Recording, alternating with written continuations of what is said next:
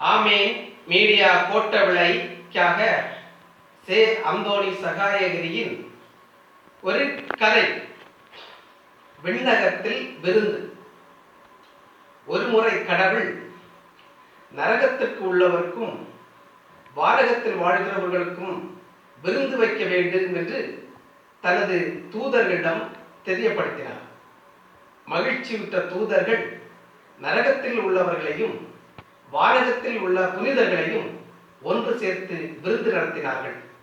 முதலில் நரகத்திற்கு உள்ளவர்களுக்கு விருந்து அளிக்கப்பட்டது. இவர்கள் விருந்து சாப்பிட்டுக் கொண்டிருக்கின்ற பொழுது கோழி பீஸை எடுத்து இவர்கள் விருந்து சாப்பிட வாய்ப்புள் கொண்டு வைக்கின்ற பொழுது இயேசு சொன்னார், அப்படி நீங்கள் கை முட்டு முழங்கை மடங்காமல் சாப்பிட வேண்டும் என்று சொன்னார். அது எப்படி முழங்கை மடக்க முடியாமல் சாப்பிடுவது என்று யோசித்தார்கள். யோசித்த பிறகு அவர்கள் சிந்தித்தார்கள், இப்படி செய்தால் என்ன என்று சொல்லி ஒரு பீஸை எடுத்து இப்படி இப்படி எறிந்தார்கள். கை முழங்கை மடக்கக்கூடாது என்பதுதான் இறைவனுடைய நிபந்தனை. எனவே அவர்கள் எரிந்ததெல்லாம் உதடு வரை வந்து விழுந்தது, வாய்க்குள் நுழையவில்லை. நெஞ்சில் வந்து விழுந்தது, மூக்கில் வந்து விழுந்தது, நெற்றியில் வந்து விழுந்தது, எங்கெங்கெல்லாமோ வந்து விழுந்தன. அந்த உணவு தீரும் வரை, முடியும் வரை ஒரு துண்டு இறைச்சியையோ அல்லது அந்த உணவையோ அவர்களால் உண்ண முடியவில்லை. இதனால் அந்த பந்தி முழுவதும் அப்படியே கீழே கொட்டி கிடந்தது இந்த உணவு வகைகள். அவர்களுடைய விருந்து முடிந்தது. வானதூதர்கள் அவர்களை ஒரு ஓரமாக ஒதுக்கி நிறுத்தினார்கள் அல்லது உட்கார வைத்தார்கள். பிறகு புனிதர்களுக்கான விருந்து நடந்தது. அவர்களுக்கும் இயேசு இதே நிபந்தனை தான் விதித்திருந்தார். அவர் அவருடைய கை முழங்கை மடங்கக்கூடாது, மடங்காமல் நீங்கள் சாப்பிட வேண்டும் என்று அவர்களிடமும் இந்த நிபந்தனையை விதித்திருந்தார். உடனே அவர்கள் என்ன செய்தார்கள் என்றால், ஒரு 100 புனிதர்கள் இருக்கிறார்கள் என்று வைத்துக் கொள்ளும். 50 பேர் இந்த பக்கமாகவும் மறு 50 பேர் அந்த பக்கமாகவும் நேருக்கு நேராக அவர்கள் உட்கார்ந்து கொண்டார்கள். உட்கார்ந்து கொண்ட பிறகு அவர்கள் என்ன செய்தார்கள் என்றால், அவர்களுக்கு இதே மாதிரியான பிரியாணி, இறைச்சி பீஸ், அப்படி இப்படி என்று ஒரு தம் பிரியாணி அல்லது தலப்பாங்கட்டு பிரியாணி என்று வைத்துக் கொள்வோமே, அந்த பிரியாணி அவர்களுக்கும் விளம்பப்பட்டது, பரிமாறப்பட்டது. உடனேயே இந்த புனிதர்கள் என்ன செய்தார்கள் என்றால், ஒருவர் கையால் எடுத்து எதிராக இருந்த அந்த புனிதர் வாயில் ஊற்றினார். அதே போல அந்த புனிதரும் அவருடைய கையால் இருந்த உணவை எடுத்து நேராக அவருக்கு நேராக இருந்த அந்த புனிதரின் வாயில் ஊற்றினார். இப்படி மாறி மாறி ஊட்டுகின்ற பொழுது இவருடைய முழங்கை மடங்காமல் அனைத்து உணவு வகைகளையும் ஒன்று கூட, ஒரு துளி கூட சிந்தாமல் அவர்கள் உண்டு நிறைவடைந்தார்கள்.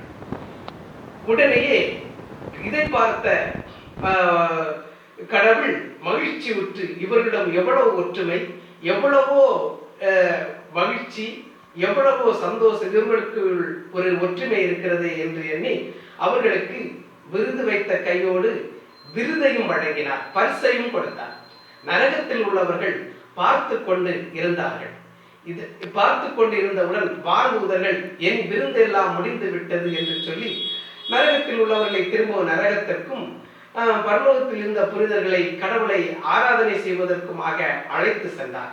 இதிலிருந்து என்ன தெரிகிறது என்றால், தன்னலம் எப்போதுமே வாழ்வை வழங்காது, பிறர் நலம்தான் வாழ்வை வழங்கும் என்பதை சொல்வதற்காகவே இந்த ஒரு சின்ன கதையை நான் சொல்லி வைத்தேன். இனி இன்னொரு கதையை கூட, 1 நிமிட கதை, இதை நான் உங்களுக்கு சொல்ல விரும்புகிறேன். இந்த கதையின் பெயர் கணவரின் நண்பன். என்ன பான்மதி, நல்லா இருக்கியா, சாப்பிட்டாயா, என்ன உடம்பு இப்படி மூலாட்டை இழச்சி போயிருக்கியே, கணவன் வெளிநாடு போனதிலே இருந்து சாப்பிடுறது, தண்ணீர் குடிக்கிறது எதுவும் கிடையாதா, எப்பவும் அவன் நினைவாகத்தான் இருக்கியாக்கும் என்று நைசாக தாழ்ந்த குரலில் பேசியபடி வாசனாகன் பானுமதி வீட்டிற்குள் இரவில் நுழைந்தார். ஆமா, என் கணவர் வெளிநாடு போயிட்டார்களா, அப்புறம் எதுக்கு இங்க வந்தேன், கடுப்புடன் கேட்டாள் பானுமதி. ஒரு பெண் தனியா இருக்கிறதை தெரிஞ்சுக்கிட்டு ஒரு ஆண் வர்றான்னா என்ன அர்த்தம்? இந்த புதுமை பெண்கள் மத்தியிலே எதுவும் தெரியாதது மாதிரி கேட்கிறியே நீ. வாசனாகன் கொஞ்சலாக சொன்னான், போ வெளியே, நான் சத்தம் போட்டு ஊரை விட்டுடுவேன் என்றாள் மிக கோபமாக பார்வதி. என்ன தங்கம், இந்த தொடர்பை எல்லாம் வெளியில சொல்லிக்கலாமா? அது மட்டுமா, இப்போ குளிர் ஜில்லுன்னு இருக்கு. நீ உனது போர்வையா என்ன உபயோகிச்சிக்கோ, பணம் எதுவும் தர வேணாம், எல்லாம் இலவசமாகத்தான்.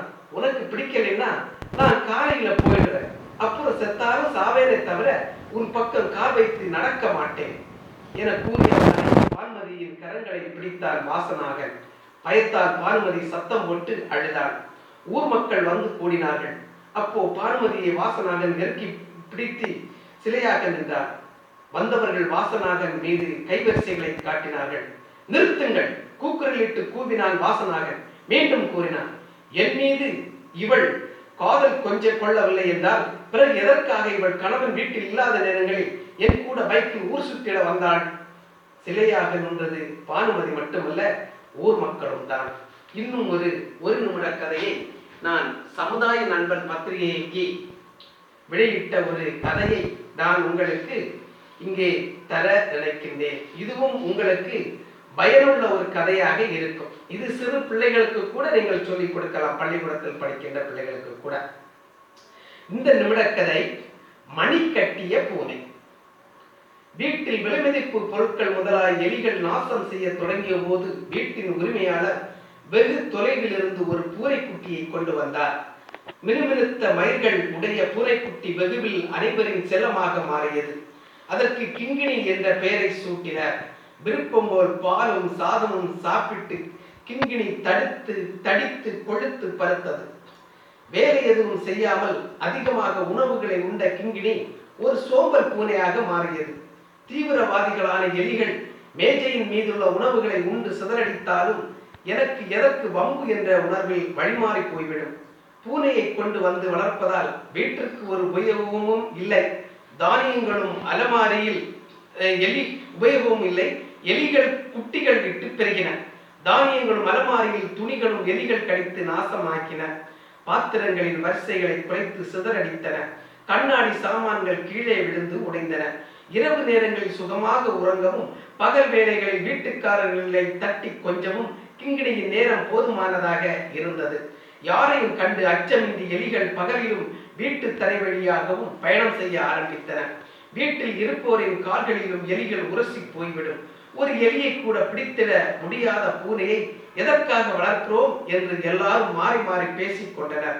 மெல்ல மெல்ல கிங்கிணியை அவர்கள் அடித்து துரத்தின துவங்கினர். அதிகமான உணவு வகைகளும் குறைந்தன. ஒரு நாள் கிங்கிணி இரவில் படுத்துறங்கும் போது ஒரு எலி கிங்கிணியின் அழகான வாலின் முனையை கடித்து துண்டித்தது.